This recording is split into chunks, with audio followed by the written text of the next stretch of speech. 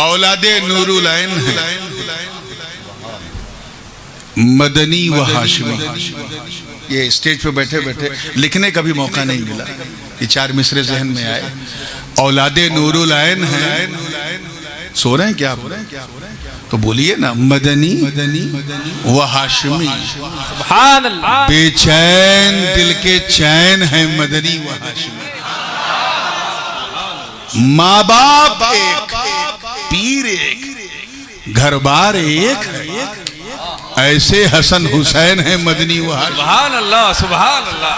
واہ واہ واہ. ایسے حسن حسین ہیں سبحان. مدنی و ہاشمی. پھر درود پاک پڑھ لیں. اللہم صلی اللہم صلی علی سیدنا جد الحسن والحسین وعلی آل سیدنا جد الحسن والحسین صلاۃ و سلام علیک یا رسول اللہ صلی اللہ علیہ وسلم. تو اس سے پہلے کہ میں اس موضوع کی طرف آؤں جو بالکل میرے گھر کی کہانی ہے، کچھ باتیں اس آیت کے حوالے سے. تھوڑا سا یہ گوچ کم کر دے بیٹا. ایک تو ویسے ہی اردو ان کی بھاشا نہیں ہے، اور گوچ جائے گا تو پھر آشا بھی ختم ہو جائے گی.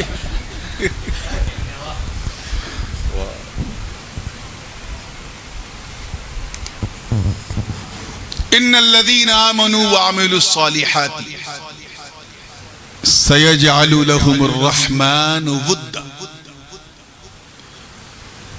اللہ پاک ارشاد فرماتا ہے،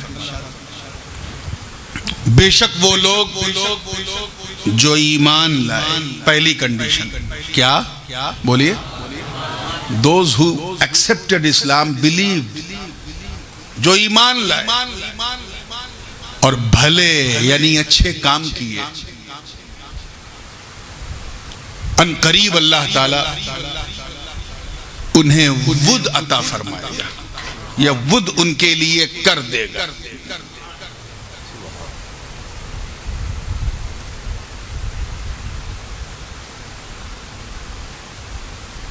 یاد رکھیے گا، ایک چیز ہوتی ہے حب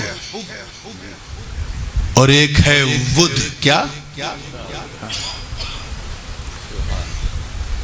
معنی؟ دونوں کا محبت ہے، لو ہے، پیار ہے، لیکن اعتباری فرق ہے. اس آیت میں یہ نہیں فرمایا کہ سیجعل لهم الرحمن حبا، نہیں کہا، ودا کہا. اس کی کئی حکمتیں ہیں. پہلی حکمت یہ ہے، میں بالکل ٹو دا پوائنٹ آنے کی کوشش کر رہا ہوں تاکہ میں زیادہ سے زیادہ باتیں کم وقت میں کہہ سکوں. پہلی وجہ یہ ہے کہ محبت نام ہے کیفیت کا. کس کا نام ہے؟ ایک کیفیت، ایک فیلنگ، ایک احساس کا نام ہے. اور ود یعنی مودت نام ہے اس کیفیت کے اظہار کا.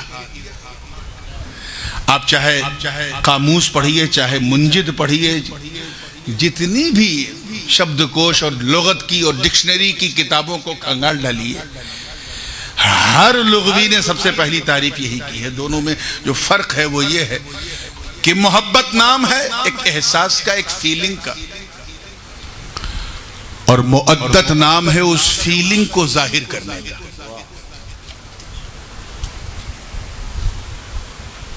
ایک شخص اپنے پیر سے بڑی محبت کرتا ہے، اس کے دل میں اس کے پیر کی محبت، اس کا سینہ مدینہ بنائے ہوئے، لیکن کبھی کسی نے اس کی محبت دیکھی نہیں، نظر ہی نہیں آئی. نہ کبھی پیر سے ملا، نہ کبھی ان کے ساتھ کھایا، نہ اٹھا، نہ بیٹھا، نہ ان کی سیوا کی، نہ ان کی خدمت کی، یعنی کوئی ایکٹ نہیں کیا. پریکٹیکلی اس نے اپنی محبت کو شو نہیں کیا. تو وہ محب تو ہو سکتا ہے لیکن معید نہیں بن سکتا. وہ محبت کرنے کا دعویٰ تو کر سکتا ہے، مؤدت کا دعویٰ نہیں کر سکتا. یہاں ود کا لفظ استعمال کہ وہ لوگ جو ایمان لائے، بھلے کام کیے، ان قریب اللہ تعالیٰ ان کے اندر مؤدت کو ڈال دے گا. محبت نہیں، مؤدت. یعنی یہ وہ لوگ ہوں گے جو صرف نبی سے محبت ہی نہیں کریں گے، محبت کا اظہار بھی کریں گے. میں سمجھانے کی کوشش کر رہا ہوں، کیچ کر رہے ہیں نا آپ لوگ؟ اظہار محبت.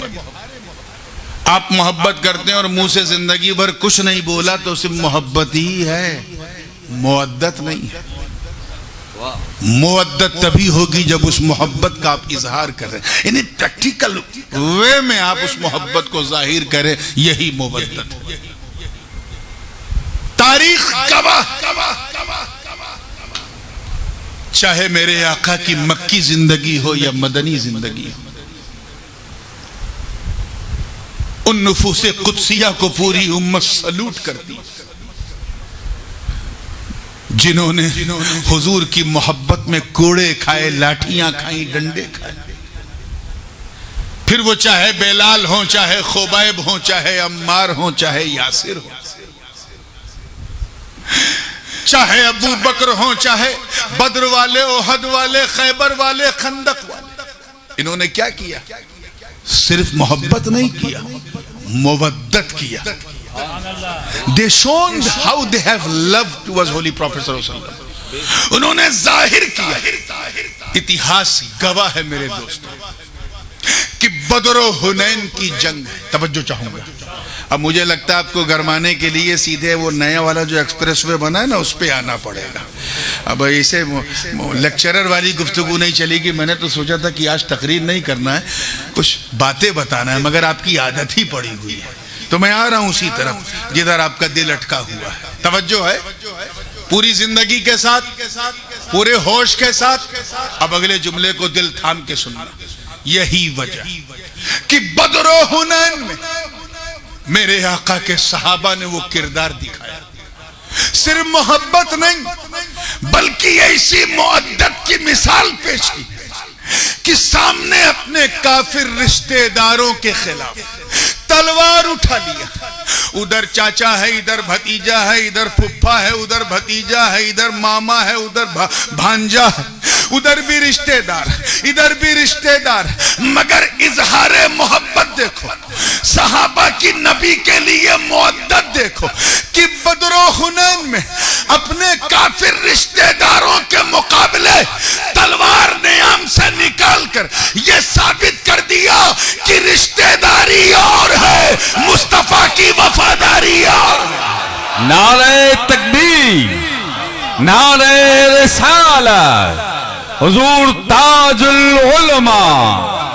سبحان اللہ، سبحان، ماشاءاللہ. یہ تھوڑی نا کہ چند سکے زیادہ مل جائیں تو ہم اپنی لڑکی کو کسی تمبو میں کسی چمبو کے حوالے کر دیں. یہ وفاداری نہیں ہے. واہ واہ واہ، یہ وفاداری نہیں. بہت اچھا.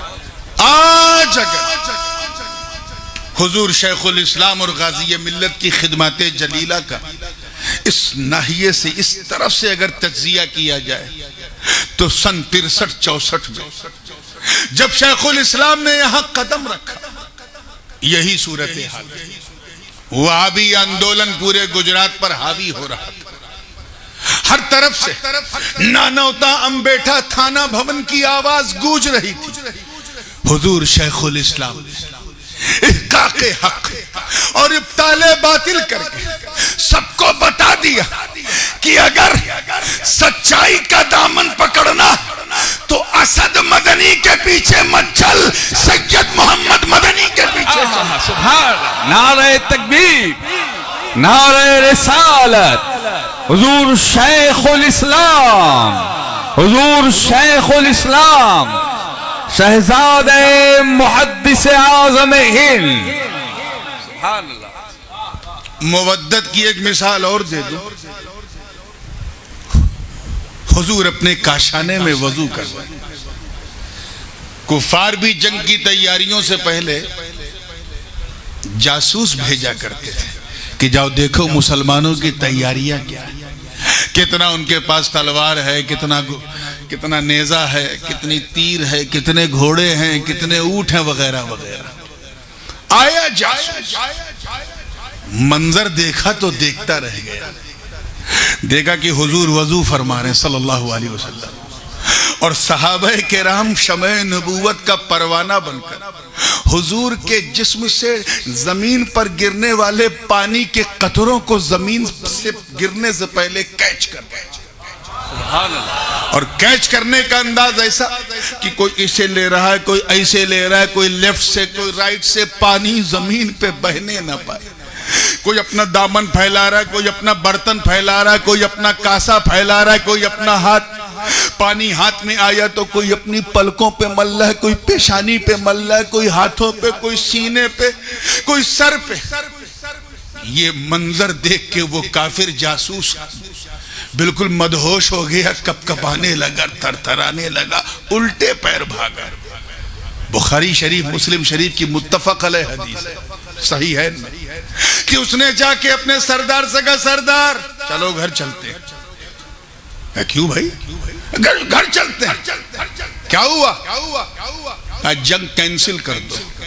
ہم لوگ پوری تیاری کر چکے ہیں، وہ لوگ بھی تیار، ہم بھی تیار، کہ کچھ بھی تیاری ہو کینسل کر دو۔ کہا کیا دیکھ کے آیا؟ کہا میں جو دیکھ کے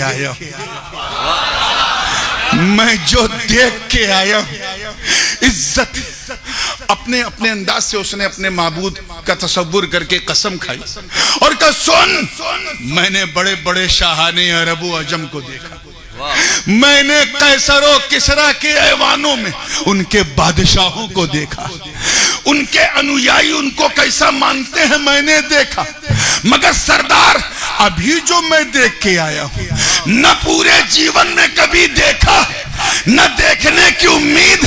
ارے میں نے مسلمانوں کے نبی کو وضو کرتے ہوئے دیکھا اور وضو کے قطروں کو ان کے چاہنے والوں کو لپکتے ہوئے دیکھا۔ میں سمجھ گیا کہ جو قوم اپنے نبی کے وضو کے قطرے کو بھی زمین پہ نہیں گرنے دیتی، وہ اپنے نبی کے خون کے قطرے کو بھی گرنے دیتی۔ سبحان اللہ، نعرہ تکبیر، نعرہ رسالہ، صحابہ کرام، عظمت صحابہ کرام، نعرہ تکبیر۔ یہ ہے مودت۔ کیا ہے؟ یہ ہے مودت، اظہار محبت۔ فیس بک میں کون بابا کیا بولا، اس میں کیا بولا، فلاں میں کیا بولا، وہ کون سنیاسی، کون پاکھنڈی، اس سے ہماری صحت پہ کوئی اثر نہیں پڑتا۔ ہم عزت رب کعبہ کی قسم اٹھا کے کہتے ہیں کہ ہمیں اپنے آقا سے ایسی مودت کہ ہم سب کی بارے میں کچھ بھی سن سکتے ہیں، مگر مصطفیٰ کی شان میں اگر بوباس بھی آ گئی گستاخی کی تو یاد رکھنا، گستاخوں کو ہم بھارت کی ایکتا کھنڈت کرنے نہیں دیں گے، بلکہ انہیں بتا دیں گے کہ چاہے دل مانگو تو دل دے دے، یہ جا مانگو تو جا دے دے، مگر یہ ہم سے نہ ہوگا، نبی کا جاہو جلال دے دے۔ سبحان اللہ، اللہ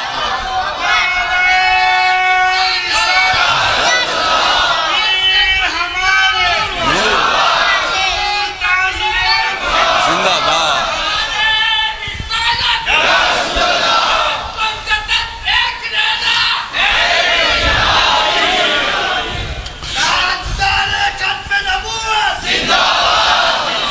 مودت کی ایک مثال ہجرت میں آپ لوگ سنتے آئے، ایک ساتھی وہ ہے جو نبی کے بستر پہ لیٹا اور اپنی جان کو خطرے میں ڈالے ہوئے، اور دوسرا ساتھی غار ثور کے پاس انتظار کر رہا ہے۔ سبحان اللہ، صرف مثالیں دوں تو ساری رات ختم ہو جائے گی، بات ختم نہیں ہوگی۔ بس اتنا سمجھتے چلو کہ تقاضا محبت کا نہیں، تقاضا مودت کا ہے۔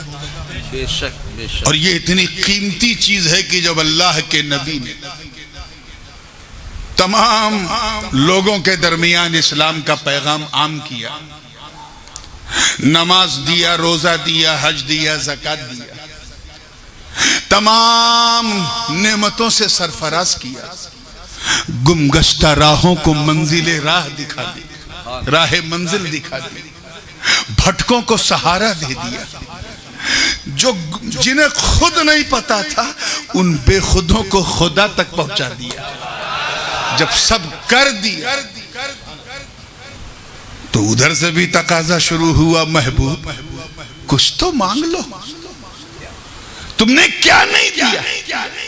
یہ لات و منات عزا حبل کی پوجا کرنے والی قوم, تو نے انہیں ہمارا پجاری بنایا, ان کے لیے پاؤں اپنے سجا لیے, تورمت قدمہ, ان کے لیے راہوں میں کانٹے بچھے تو تم نے اس پہ چلنے سے انکار نہیں کیا. انہیں راہ ہدایت دینے کے لیے پیٹ پہ پتھر باندھے, ان کے لیے تو نے اپنا شہر مکہ چھوڑ دیا, مدینے کو اپنا مستقر بنا لیا, ان کے لیے سب کچھ کیا. اے محبوب اب تو مانگنے کا وقت ہے, مانگ, کچھ مانگو ان سے. یاد رکھنا میرے دوستو, وہ حضور کے صحابہ کچھ بھی مانگتے میرے آقا تو وہ قدموں میں رکھ دیتے. غزوہ تبوک میں تو سب نے وہ منظر دیکھا, سرکار نے آدھے مال کے ساتھ بلایا تھا, ابو بکر پورا مال لے کے آیا, اور جب پوچھا کچھ گھر کے لیے چھوڑا تو کہا ہاں چھوڑا ہے. کہا کیا؟ کہا ترکت لہم اللہ ورسول, اللہ اور اس کے رسول کو گھر کے لیے چھوڑ کے آیا. ایسا تو جذبہ. جس وقت یہ ہوا کہ ابھی صرف 200 سپاہیوں کا انتظام ہوا ہے جنگ اسرا کے لیے, تو مصطفیٰ کی نگاہیں ملتفت ہوئی جناب عثمان کی طرف. حضرت عثمان غنی نے, جن کے پاس صرف 800 سپاہیوں کا ساز و سامان تھا, ضرورت 1000 کی تھی, مگر سب مصطفیٰ کے قدموں میں رکھ کے کہہ دیا اور دکھا دیا کہ حضور سب کچھ آپ ہی کا تو ہے. حضور کچھ بھی مانگتے وہ دے دیتے. دیتے کہ نہیں دیتے؟ سب دے دیتے. ہمیں مانگنا, حضور نے تو بڑے بڑے آفر ٹھکرائے یار. یہی ابو جہل, ابو لہب جب تھک ہار گئے اور دیکھا کہ مسلمانوں کی تعداد بڑھتی جا رہی ہے, کیا گروئنگ ڈے بائی ڈے, تو آیا آفر لے کے اور کہا کہ تم جس خدا کی دعوت دے رہے ہو اس سے باز آ جاؤ, اس کی عبادت سے باز آ جاؤ, ہم تمہیں مکے کا ہیڈ بنا دیں گے, کعبے کا متولی ہم تمہیں بنا دیں گے, ہم تمہیں پورے مکے کا چودھری بنا دیں گے. بڑے بڑے آفر دیا. سرکار نے کیا فرمایا؟ اے ابو جہل سن, تو کیا مجھے آفر دے گا؟ میرے ایک ہاتھ پر اگر تو سورج رکھ دے اور دوسرے ہاتھ پر چاند رکھ دے, تب بھی میں لا الہ الا اللہ کہنے سے باز نہیں آؤں گا. بڑے بڑے آفروں کو تو میرے آقا نے یوں ہی ٹھکرا دیا تھا. اگر حضور کو پاور کی لالچ ہوتی تو بڑا اچھا آفر تھا, مکے کا متولی بننا. ٹھکرا دیا. اس نبی سے کہا جا رہا ہے اے محبوب مانگ لے. آقا نے نہیں مانگا. کیسے ان سے مانگوں جنہیں میں نے سب کچھ دیا؟ لیکن قدرت خداوندی کی شان دیکھو, مصطفیٰ کی غیرت تو نہیں مانگ رہی مگر رب کی محبت منگوانا چاہ رہی. چنانچہ آیت نازل کی, قُلْ لَا أَسْأَلُكُمْ عَلَيْهِ أَجْرًا إِلَّا الْمَوَدَّةَ فِي الْقُرْبَى. اے محبوب آپ فرما دیں کہ میں اجر رسالت کے عوض کچھ نہیں لینا چاہتا مگر اپنے گھر والوں کی مودت. کیا؟ محبت نہیں, مودت. اتنا کہنا تھا, صحابہ نے فیصلہ کر لیا کہ اب چاہے جان رہے نہ رہے, مال رہے نہ رہے, گھر ہمارا رہے نہ رہے, اے نبی ہماری نسلیں قیامت تک قرآن پر بھی فدا, آپ کے خاندان پر بھی فدا. سبحان اللہ, سبحان اللہ. نعرہ تکبیر, نعرہ رسالت, خاندان رسالت. سبحان اللہ. اس مودت کا ایک ٹیسٹ میدان کربلا میں بھی ہوا. ابھی ریسنٹلی آپ لوگوں نے پوری داستان سنی ہوگی. آپ نے سنا ہوگا کہ جب شب عاشور آئی That was the last night of Imam Hussain before he got shaheed. آخری رات تھی.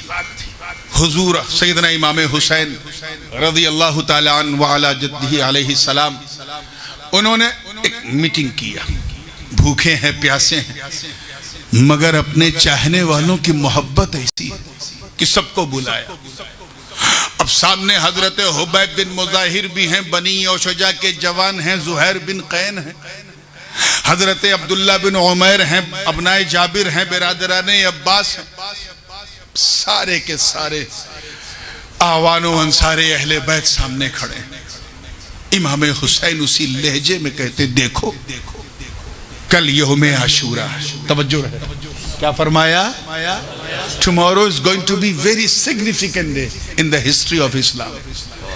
یہ وہ دن ہے جس دن اللہ نے زمین و آسمان کو بنایا, جس دن آسمان سے زمین پر پہلی بار بارش ہوئی, جس دن جنت و دوزخ کی تخلیق ہوئی, ساتوں سماوات و ارض زمین و آسمان کو سجایا, جس دن اللہ نے آدم کی توبہ قبول کی, جس دن اللہ تعالیٰ نے ابراہیم کو آتش نمرود سے بچایا, جس دن یعقوب کی دعا قبول ہوئی, جس دن یوسف کو کنویں سے نکالا, جس دن ادریس کو آسمان پہ اٹھایا, جس دن ذنون کو کرب سے دور کیا, جس دن حضرت یونس کی دعا قبول ہوئی, جس دن ایوب کے صبر کی معراج ہوئی, جس دن موسیٰ کے لیے دریائے نیل میں راستہ بنایا گیا.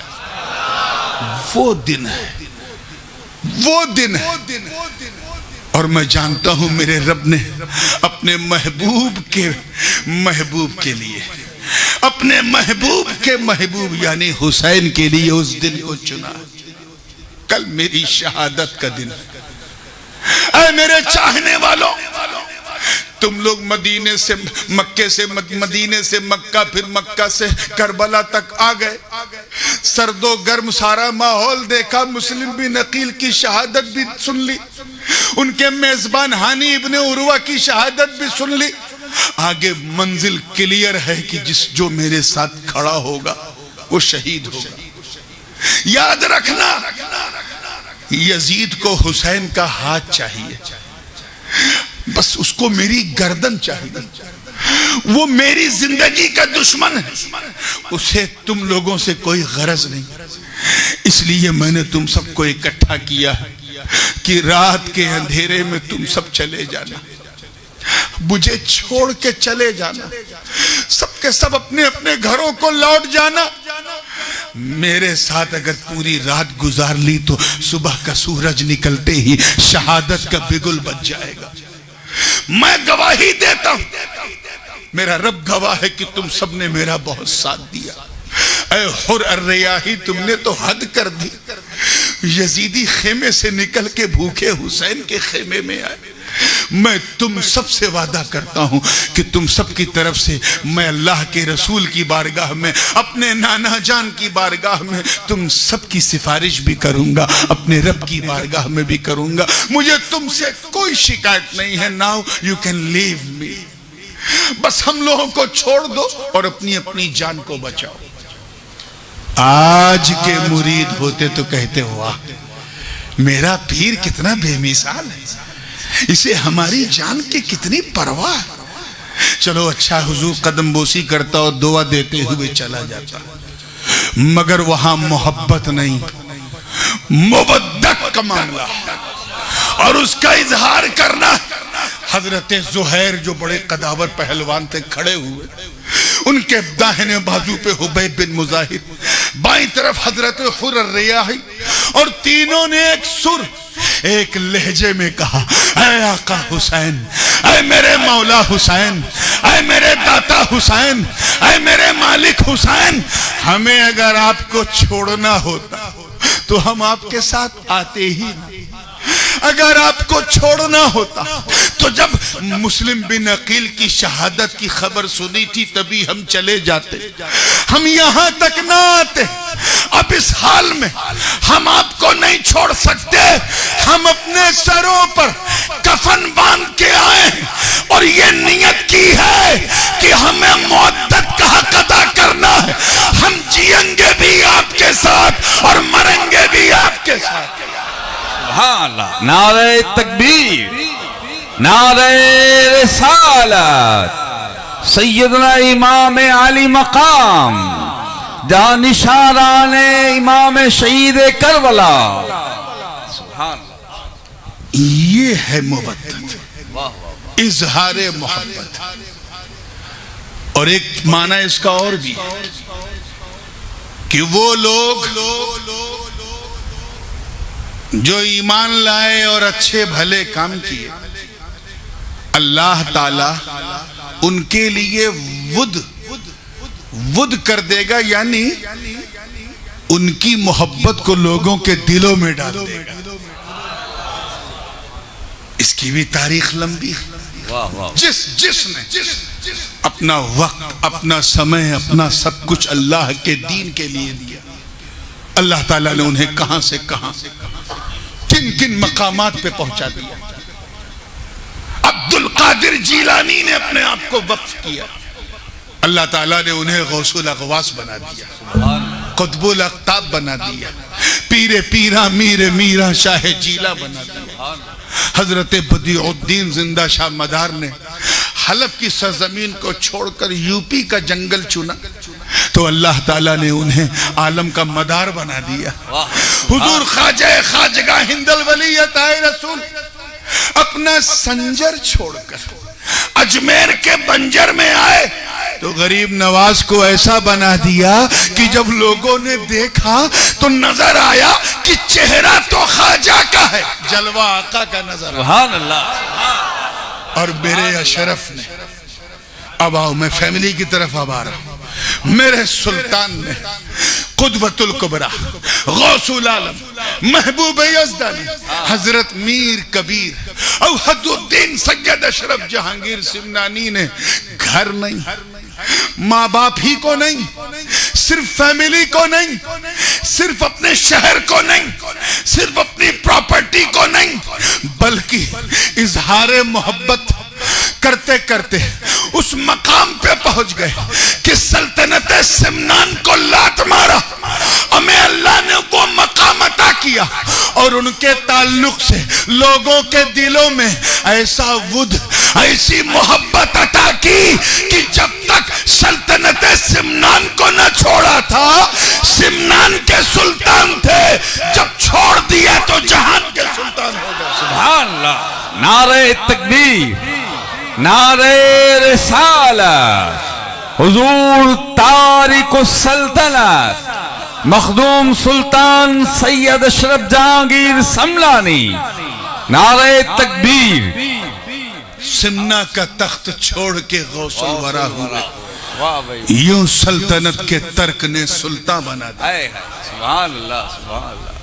اس مقام پہ پہنچے، اللہ اکبر کی خود ان کے پیر و مرشد حضرت علاء الحق گنج نبات ابن اسد لاہوری پنڈوی رحمت اللہ تعالی علیہ فرماتے ہیں، اور اس واقعے کو حضرت مولانا نظام الدین یمنی نے لطائف اشرفی میں بھی لکھا کہ ایک دن بارگاہ اشرفی میں عرض کیا کہ بیٹا اشرف، توجہ ہے نا، بیٹا اشرف میری آنکھیں دیکھ رہی ہیں، میری آنکھیں دیکھ رہی ہیں، ایک دن آئے گا جب اللہ تجھے مرتبہ غوثیت پہ فائز کرے گا. اللہ اکبر کبیرہ.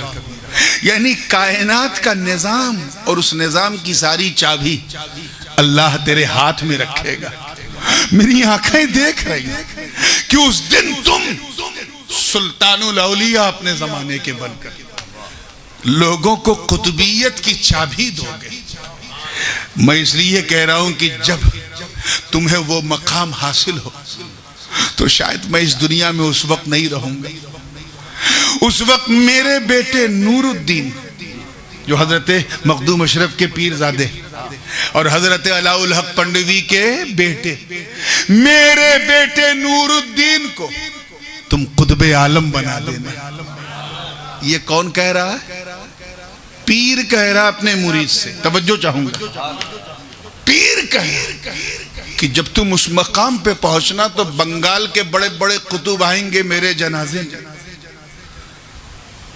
اس وقت تم پہنچ کر میرے بیٹے نور الدین کی قطبیت کا اعلان کرنا۔ واقعہ بہت مشہور ہے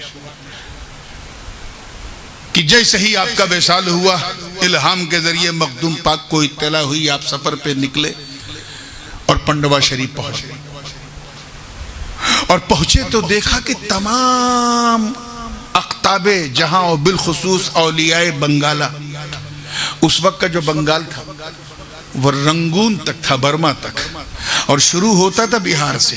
انڈیا کا سب سے بڑا اسٹیٹ تھا بنگال۔ تمام اولیاء بنگالہ جمع ہو، مخدوم اشرف کی نگاہ جو ہے وہ اپنے پیرزادے کو ڈھونڈ رہی۔ حضرت نور الدین نور قطب عالم نظر آئے، مخدوم پاک نے بلایا، اپنے بغل میں بیٹھا لا، پیرزادے جو ٹھہرے، اور کہا بھائی کیا معاملہ؟ کہا اچھے وقت پہ آپ آئے ہیں، آپ تو غوث جہاں ہیں، فیصلہ کر دیجئے کہ بنگال کا قطب کسے بنایا جائے۔ اتنا سننا تھا میرے اشرف کو، اپنے پیر کی وصیت یاد آئی، وصیت یاد آئی۔ توجہ سے سننا اشرفیوں، یہ سب باتیں اکثر رہ جاتی ہیں تقریروں میں۔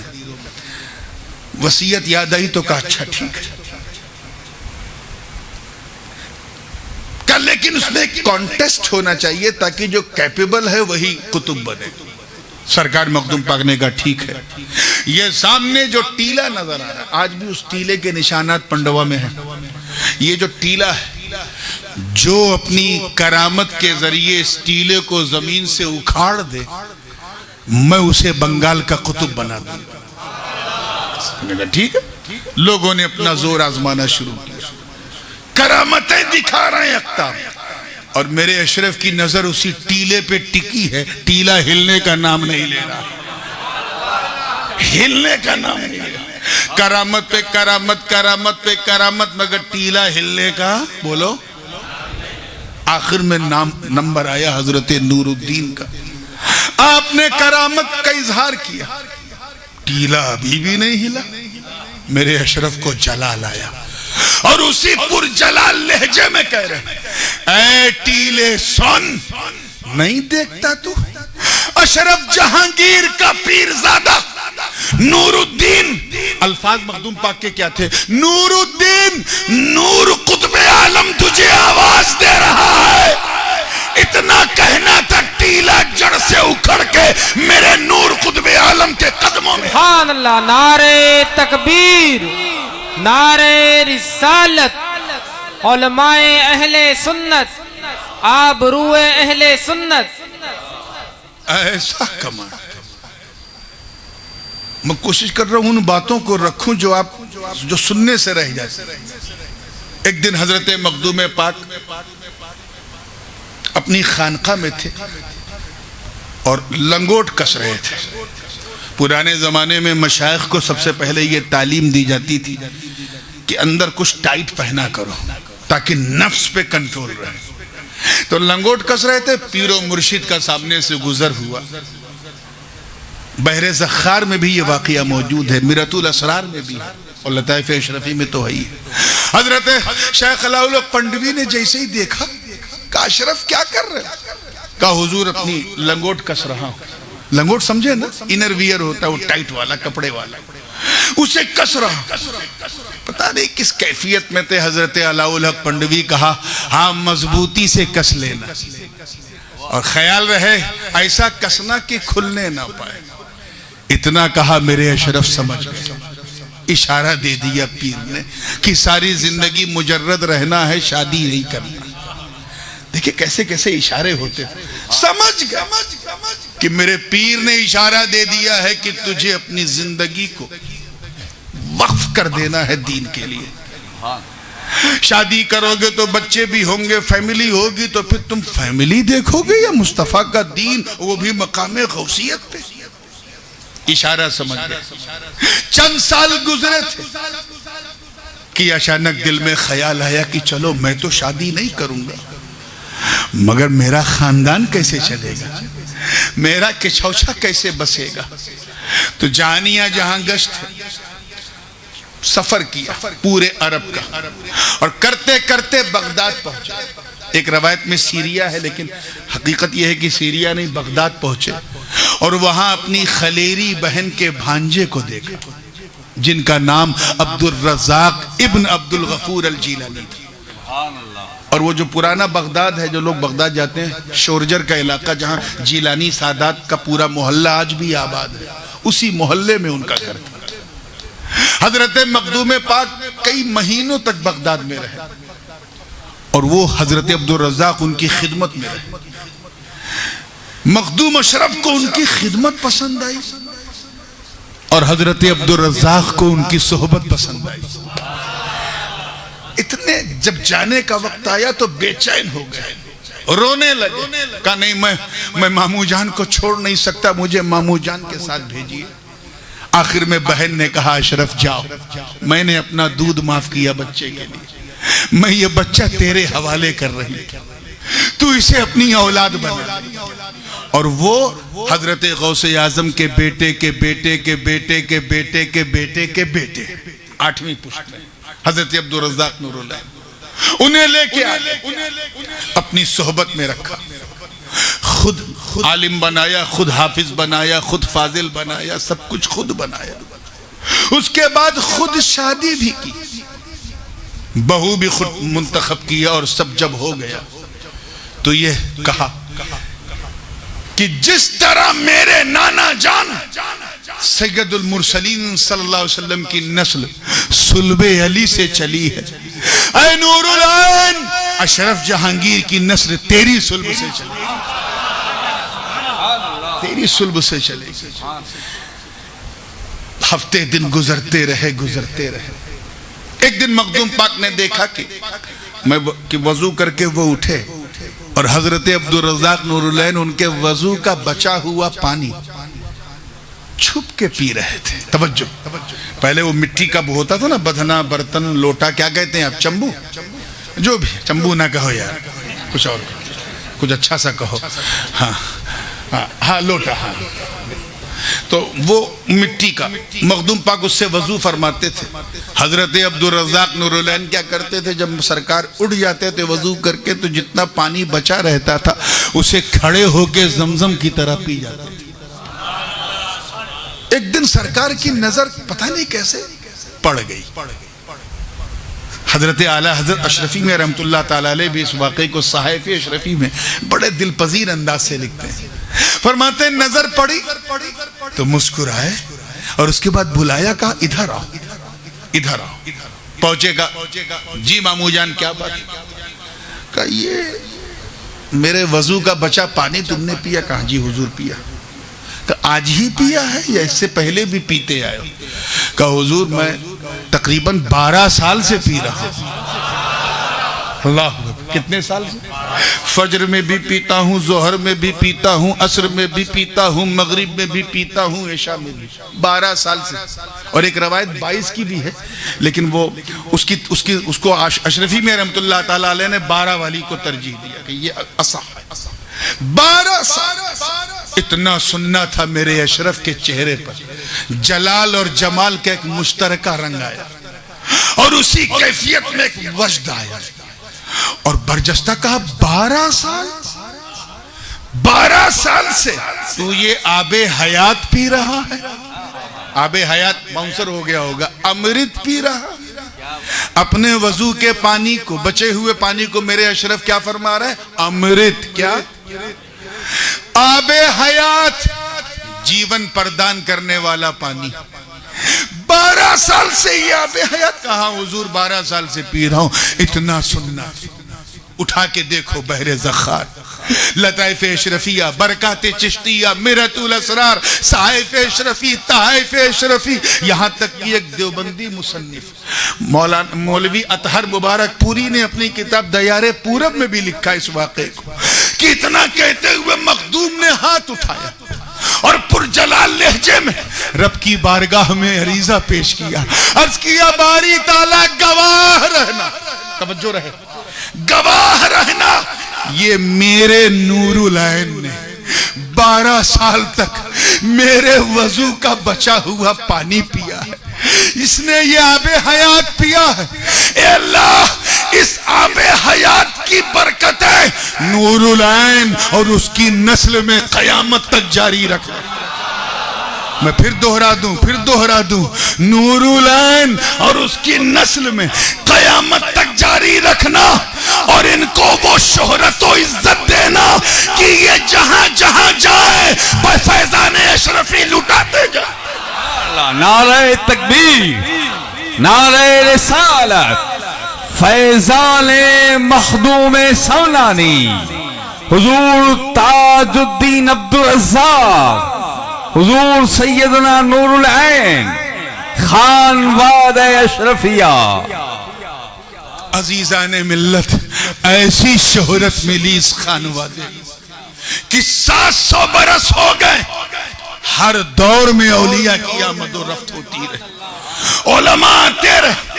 کبھی قلندران ڈھونڈنا ہو تو خانوادہ اشرفیہ میں، اغواس کو ڈھونڈنا ہو تو خانوادہ اشرفیہ میں، اوتاد کو ڈھونڈنا ہو تو خانوادہ اشرفیہ میں، مجذوبوں کو بھی ڈھونڈنا ہو تو خانوادہ اشرفیہ میں، محدثین خانوادہ اشرفیہ میں، متکلمین خانوادہ اشرفیہ میں، علماء ربانیین خانوادہ اشرفیہ میں، سلطان الواعظین خانوادہ اشرفیہ میں.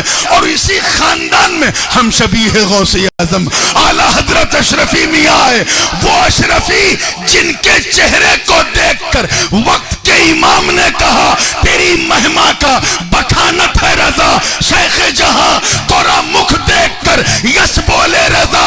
شیخ جہاں اشرفی اے رخت آئین اے حسن خوبا، اے نظر کردہ پروردہ سب.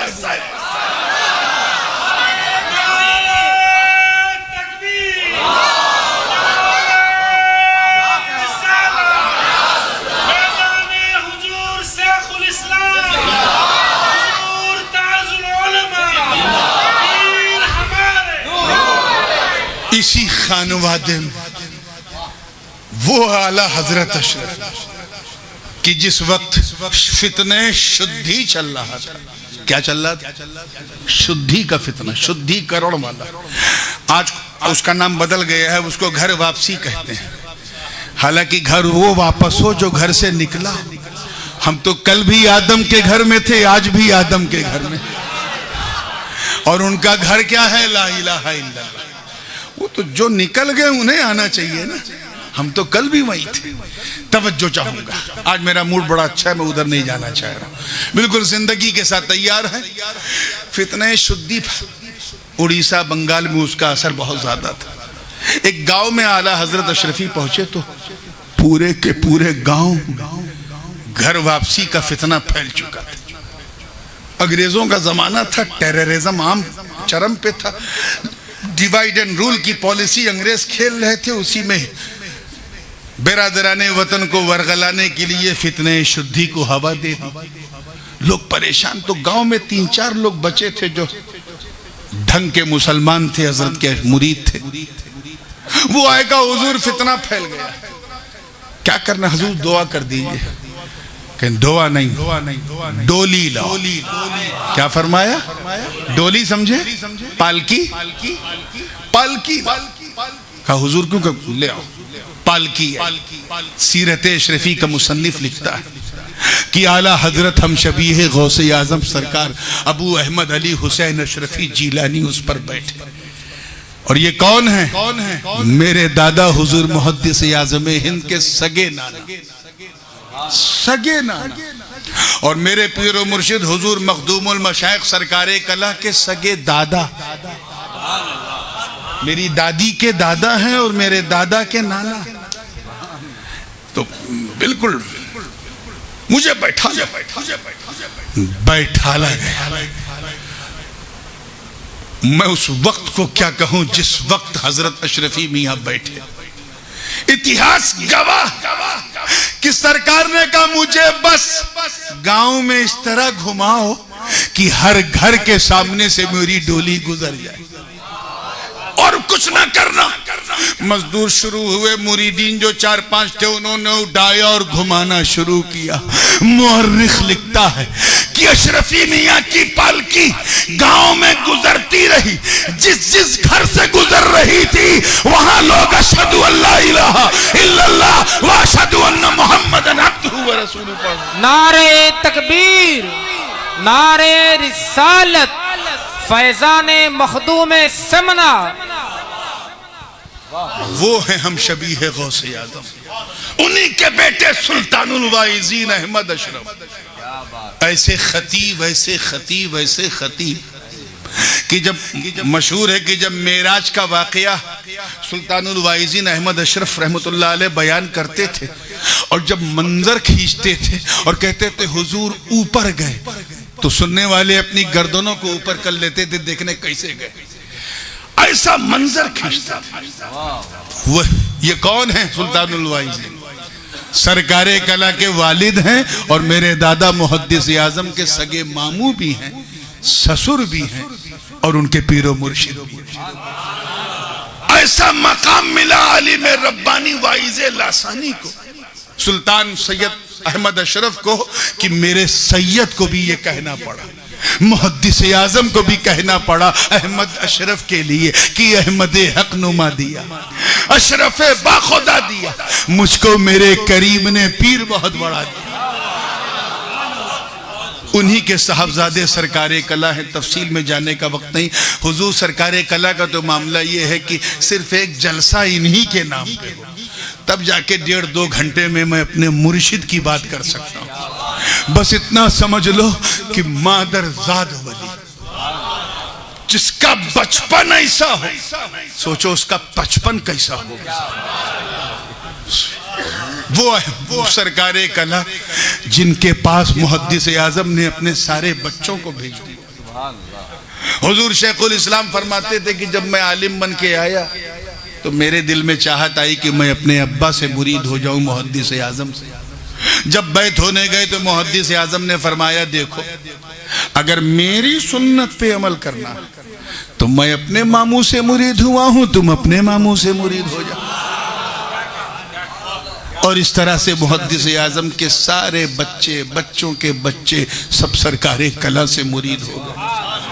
ارے گھر والے جس کی ولایت کو مانے اسے مختار اشرف کہتے ہیں، باہر والے تو مانتے ہیں.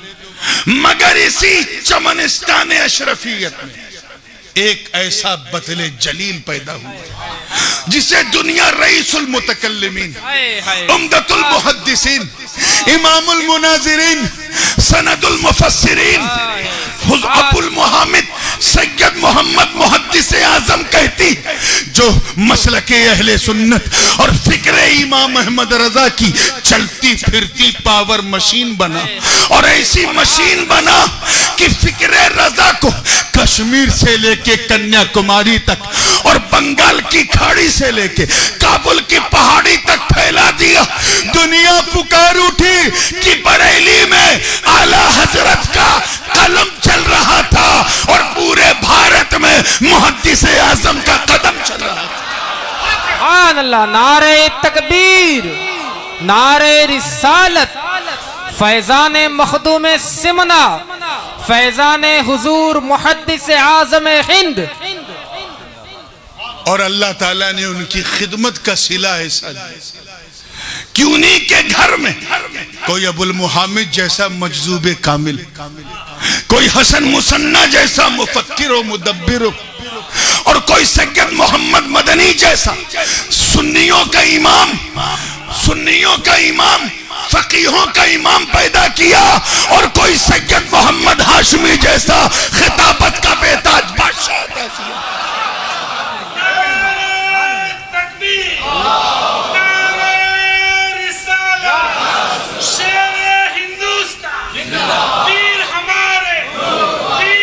یہ تاثیر آب حیات ہے، تاثیر آب حیات ہے. وہ آب حیات جو میرے دادا عبد الرزاق نور العین نے پیا تھا، اس کا اثر ایسا کہ پورا خانوادہ اشرفیہ اور حضور محدث اعظم نے اس اشرفی خوشبو کو کشمیر سے کنیا کماری تک پھیلایا. مگر اسی گلشن کے 2 گلاب ایسا مہکے کہ وہ فکر، وہ تبدل، وہ تفقہ، وہ خطابت، وہ شرافت، وہ تبلیغ دین کا جذبہ جو صرف اکھنڈ بھارت تک سیمت تھا اسے امریکہ سے لے کے آسٹریلیا تک، یورپ سے لے کے افریقہ کے جنگلوں تک ان دونوں بھائیوں نے ایسا پھیلا دیا کہ فیضان پھیلتا رہا، دنیا ان کے قدموں میں سمٹتی رہی۔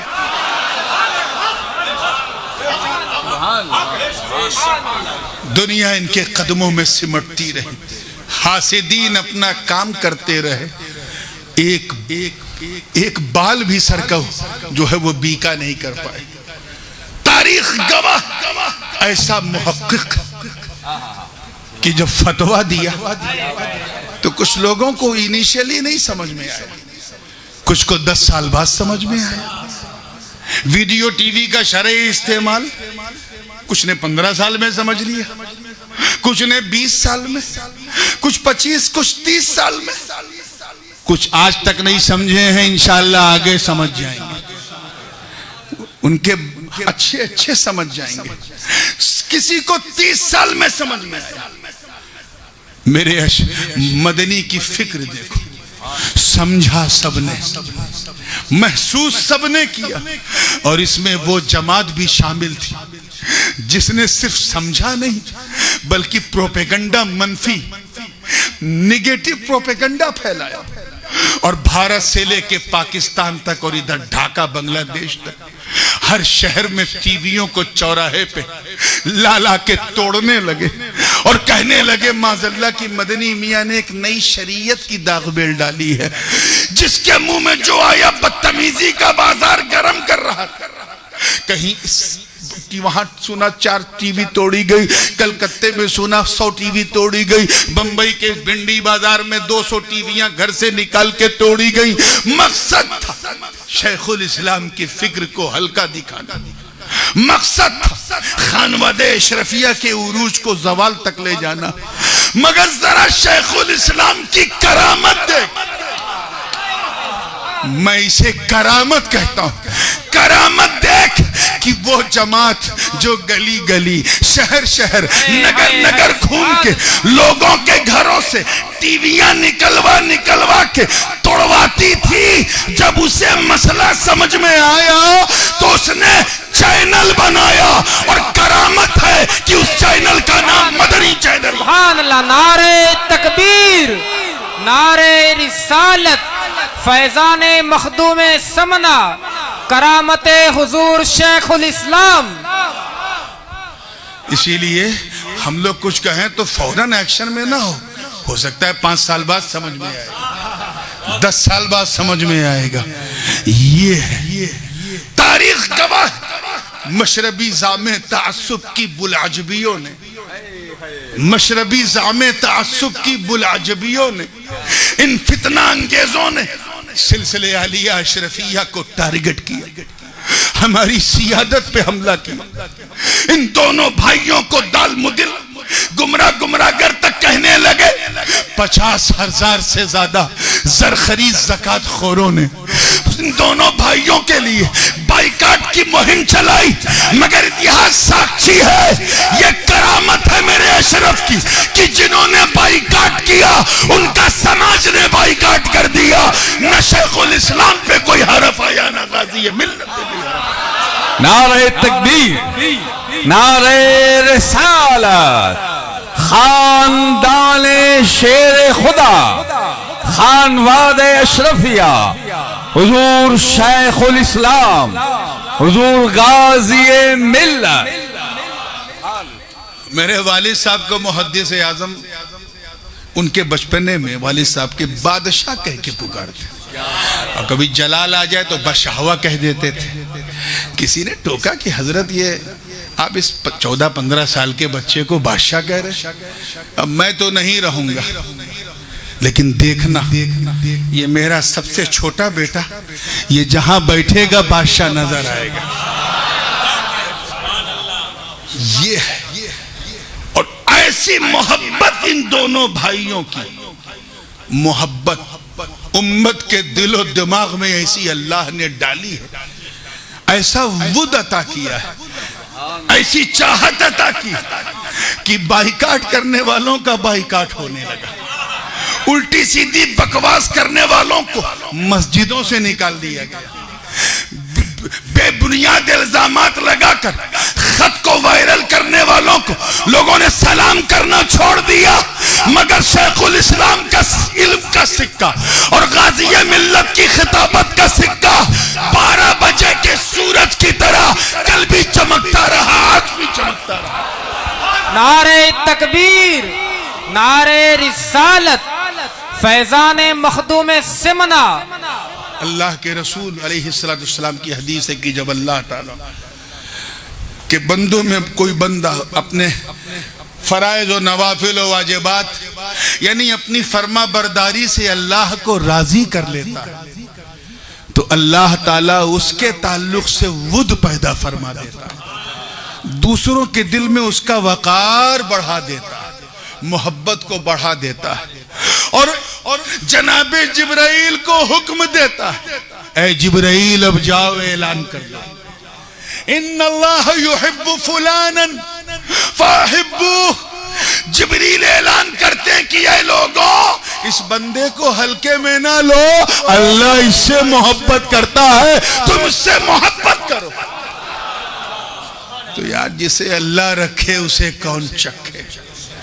اللہ تعالیٰ حضور محدث اعظم ہند کے گلشن کے ہر گلاب کو، میں تو خیر خار ببول ہوں، بس اتنا ہے کہ آل رسول ہوں، لیکن ہوں ببول کا کانٹا، خار ببول، لیکن اس گھر کے ہر گلاب کو شگفتہ رکھے، تابندہ رکھے۔ اور گجرات والوں تمہارے تو دونوں ہاتھ میں لڈو ہے، تم روحانی طور پہ بھی قریب ہو اور احمد آباد دور نہیں ہے، جسمانی طور پہ بھی قریب۔